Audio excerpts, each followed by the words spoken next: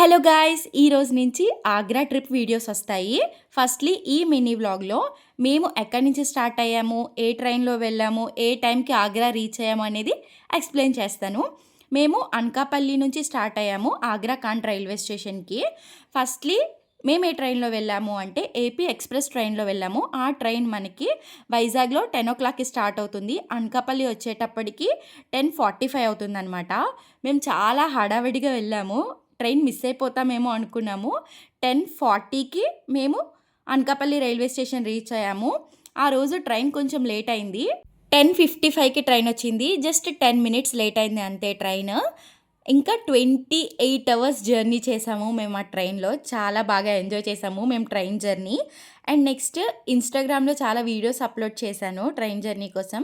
చూడకపోతే వెళ్ళి చూసేయండి. అలానే డే 1 ఇన్ ఆగ్రాని లాంగ్ వీడియో ట్యాగ్ చేశాను, కిందన చూడండి. సబ్స్క్రైబ్.